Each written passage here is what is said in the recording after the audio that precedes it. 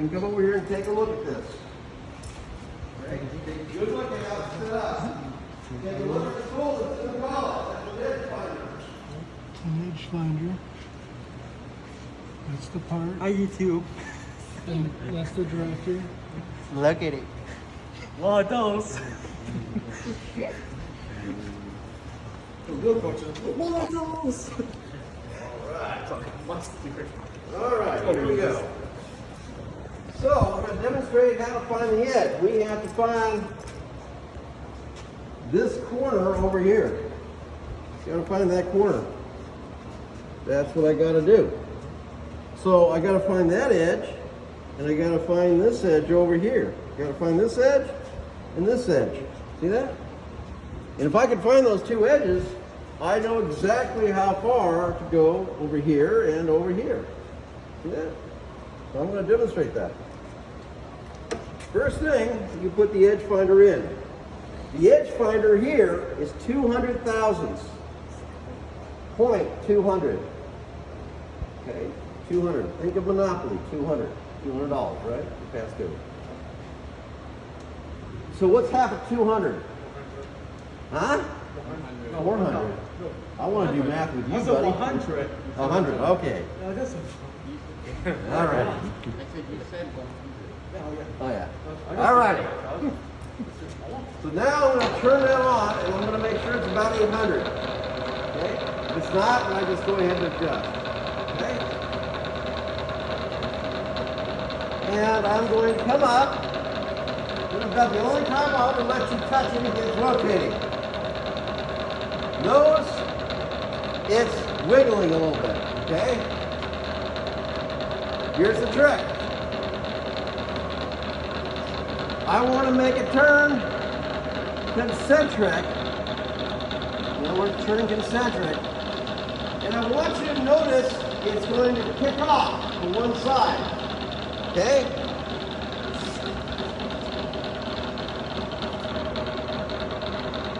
When it kicks off, I'm going to stop. Up there I go. I'm going to stop turning. See that? That means that the edge of that 200 thousandths is right on the edge of this part right here. Okay, and I'm going to zero this out.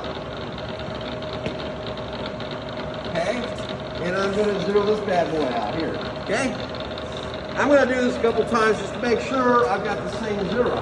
Okay, but I may be off a half a thousandths each time. Again. Come up, make it wiggle. Very slowly come in and touch your part. This is the other reason why you need to have your part completely burred. You don't want to be edge finding on a burr. Now it's getting concentric, concentric, concentric. It's going to jump. Do I see that?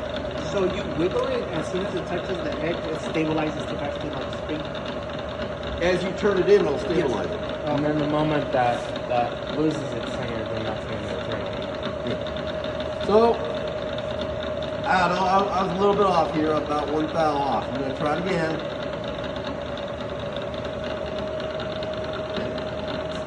And then, Follow him.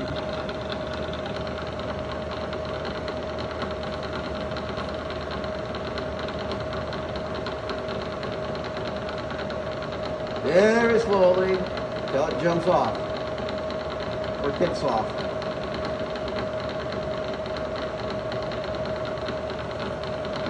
Come off, about 1 thou, that's fine, okay? Edge finders are accurate to about 2 thousandths. Now, I bring the spindle up. Okay, so everybody agrees that the edge of this is right on the edge of this. Everybody agree? Yeah. Everybody understand it? Okay. So if I want the center, the very center of this, to be on the edge of this, how much must I turn it to be towards the center? Half, right? 100,000, right? 100 thousandths, 0.100. Because it's 2,000. 200 thousandths, I'm going to turn it 100 thousandths on my dial. So now,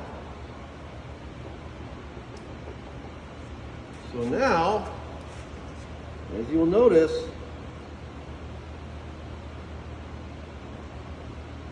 that half of that part, or half of that diameter, is exactly on the edge. Go ahead, take a look at it, you guys. Go ahead. Everybody, I want everybody to see that. That's important. If I could recommend an editing software, it's called InShot. It's free and it's super easy to edit videos and stuff. I just use either my GoPro or the iMovie. Okay, so now that I know that, I can go ahead and I can zero out this, and I can zero out my dial back to 0. Now the question is, going over like this, how far do I have to go from this edge to the hole? And the answer is, on the blueprint, how far is it from here to that line? It's 250. So guess what? I'm going to move it 250 thousandths. There's about 200 plus, should be coming up on 50 here. 49 and a half. Okay, I'm off a little bit. Now there'll be discrepancies between this and this a little bit. I trust these more than I trust that, okay? But we'll make it so that you see this 0. So at this point, I am right on that line, aren't I? See? So I've found effectively from here to the middle line, I found that. All right, I've marked 0. Now, I'm not going to move it this way anymore. I'm done. Now what I want to do is I want to find this edge over here. Okay. Same technique. Same technique. I'm going to come in and I'm going to touch. Till it jumps off. There it is. It's jumped off. I'm going to zero my dial off. Zero that bad boy off. I'm going to do it again.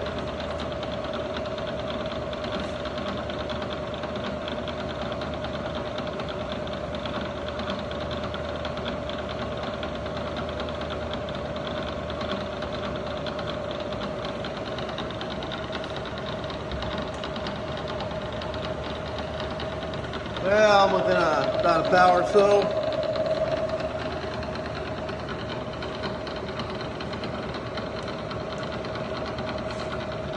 Try it one more time, see where I go. Come on, Ian.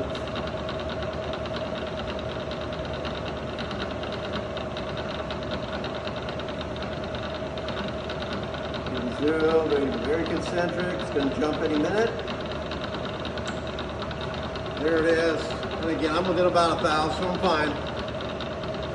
So, at this point, how far is it from here to the middle of the line? 312. There's 200 about coming up. There's 300 thereabouts. And this should be, if you look up there, come up on 312. Right? At that point, 0 both out. And I should be, uh-oh, what happened? What did I forget to do, guys? What did I forget to do?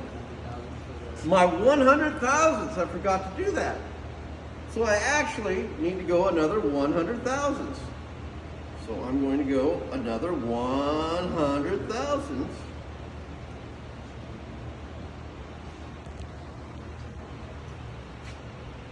Right about there. Okay. And now you will see it's right in the middle. Take a look at it. Boom. Yeah. Right in the Yeah. Okay. Now to prove the point, you're going to drill a hole. Okay? So again, I zeroed this out, I've zeroed that out. Got everything tight. This is tight. This is tight. And sometimes when you tighten things move a bit, but we'll be fine. So now, I'm just going to move this down. I'm not going to move side to side or anything like that. Move it down.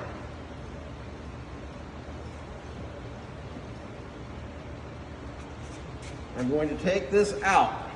To do that, we simply come up, we put the brake on, and we loosen it. Okay? Just like that. One turn. One turn. That's it. Hand me the mallet. Thank you. Put your hand just like this. Tap, tap, tap. And it comes out. Once it comes out, then you come up here by hand. No more wrenches, no more hammering. Okay.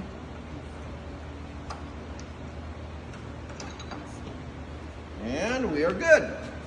Put that back, put the mallet back for me, sir. Put that back on the table for me, thank you. All right, so now I'm going to put a drill chuck in here. The drill chucks, as you know, it has an R8 collet on it. R8 shank, I should say. And if you go like this, you go, I can't get it. Just move her down. Don't move it side to side, just move her down. And again, you got to make sure that you find keyway. Put it all the way up, and by hand, tighten it up. By hand. Once it's tight by hand, put the wrench up there. Grab a hold of your brake and tighten it. Okay? Make sure it's tight. It doesn't need to be gonzo tight, it just needs to be tight. I was wondering where that went to. Okay, so now I've got a drill that's 93 thousandths. Is that going to be okay? Yes, okay. Because it's within the 85 to 115. 93 is. It's a 3/32 drill. Okay. All right. Now when I turn this on, and I come down, I'm just going to spot it just a little bit.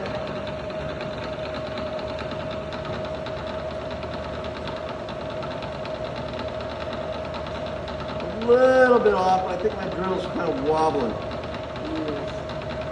But as you can see, I'm pretty darn close to my lines. I don't know if my lines are right on the money, but I'm pretty close to my lines. See that? Yeah. And you should be pretty close to your lines too.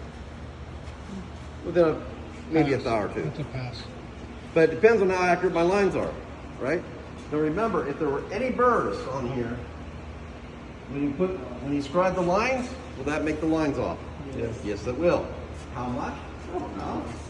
But if I had a guess and put my money on something, I'd trust my edge finder, and no offense, but over your lines. Your lines are there to give you a reference that you're not 100 thousandths off. Because as you can see, by what I did, I forgot to put 100 thousandths over here. And sometimes what people do is, oh yeah, they put the drill and they start drilling, they go, God damn, I'm 100 thousandths off. How can I be 100 thousandths off? I'm a machinist, I'm precise.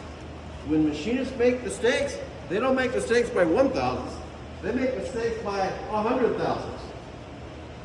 Because of this. Now I can see that I'm pretty close to where I'm supposed to be. So here's what I'm gonna do. This drill, if you were to actually figure out the speed, 4 times cutting speed, that's 4 times 100 divided by 93 thousandths, you would probably find that the RPM was around 4,000. Top end of this bad boy is 2,000. Don't go any more than 1,800. You can't hold it, Scotty. You just can't hold it. Now you're gonna start drilling. Okay? And Who has oil? Who has oil? There you go. Loop it up. Lube it up. And here's how I drill, guys. I put the oil right there.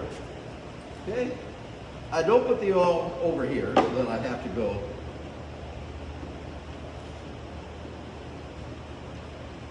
Okay? I do two-handed. Two hands, Mom. A little oil on there. Now pet drill. Pet drill. Pet drill. Pet drill. Now notice I'm not going down too far, right? Pet drill. You got to do that because if you try to push this drill all the way through with one full swipe, you're going to break the drill off in the hole. And then you're going to come in and say, I like my drill out. And I take your part and I go over the trash and I go, boom. That's how you take it out. Okay? Now there's a way of taking it out. It's not worth the time. It's not worth the money. It's not worth my time. It's not worth your time. It can be done, but I'm not going to do it. Okay? There's a point of no return when you cost money. It's sometimes cheaper to trash it, start over again, than to try to fix it. All right. Questions? Now, once I'm there, and I'm drilled my hole, I've drilled all the way through, all I got to do, per the print, is go 780 thousandths in this direction. But I'm just going to go 780. I can count it over here. But I'm going to go 780. Should be pretty close to 780 right now.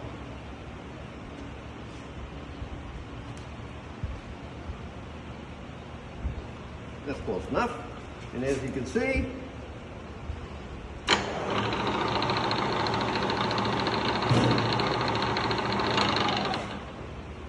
I've just spotted it for you.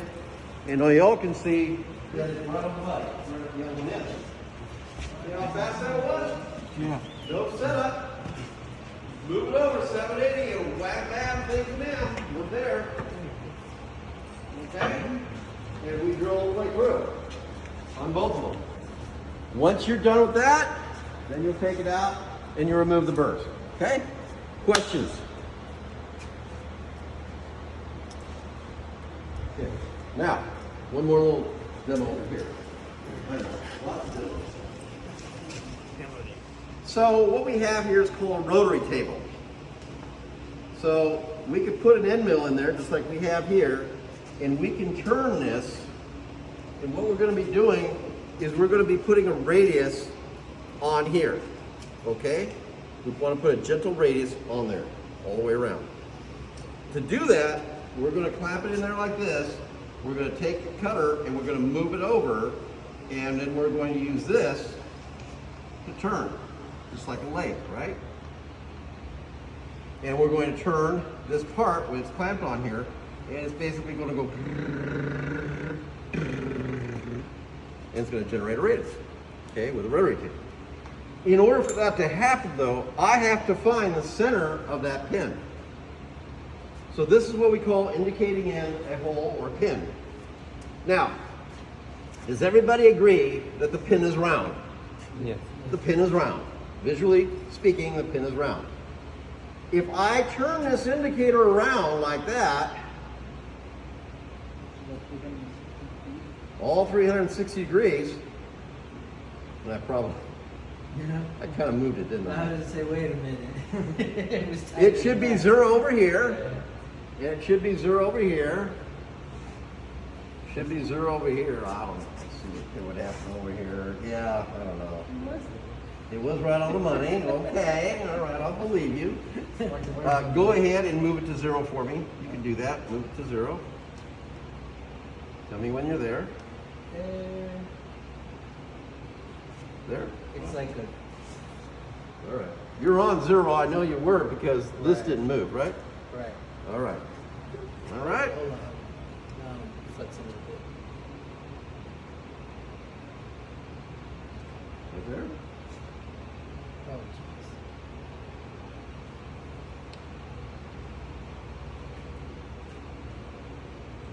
Right there. There we go. All right. like that. Now, he's got 0 here, he's got 0 over here, he's got 0 in the back, and he's got 0 on this side. So he's got 0, 0, 0, 0. Therefore, he's got 0 all the way around when I do this, okay? And when I do that,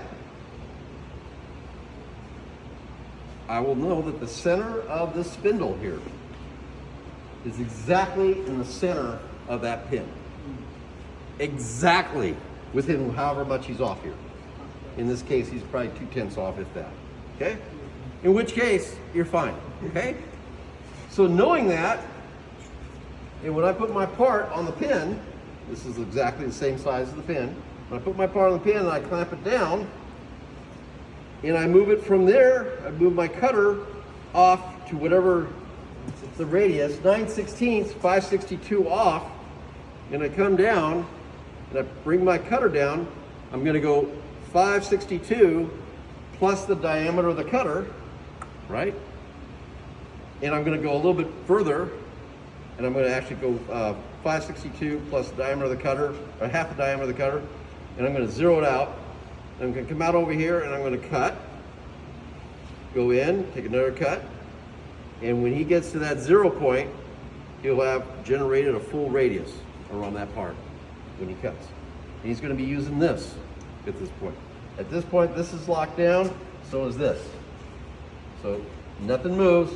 This is the only thing that moves right here, okay? What we call a rotary table. Not too many people know what a rotary table does anymore. A rotary table can mill like this. You can also, over here, you can actually divide up a circle, which we'll talk about. It's called dividing up a circle. Very, very important. How to divide up a circle. You think, so what? What's the big deal? Take a knife, you cut a pie, right? Well, that's good, but when you look at things, drawings, you're going to say, wait a minute, it's a little more difficult than that, right?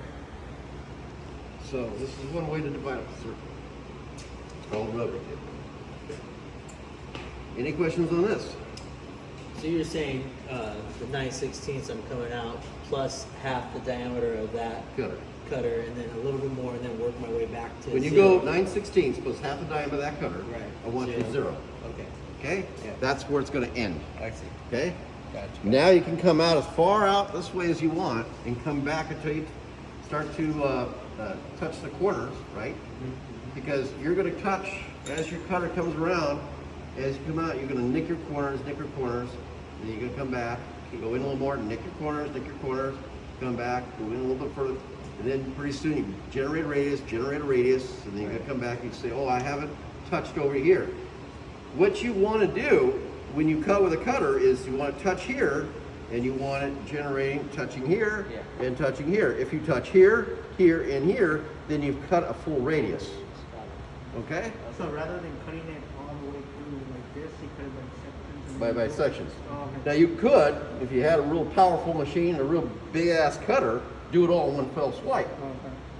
But that's not real, because this is a little tiny part. You could do that probably. But if I had a part that was 1.5 inches and it was made out of stainless steel, trying to do it one swipe, you break your cutter right off. Yeah, no way. You got to do it in successive cuts. Remember, finish. Finish is important when you're talking about aircraft parts, automotive parts, toy parts, medical parts. Finish is important. Why? Because finish can dictate dimensions.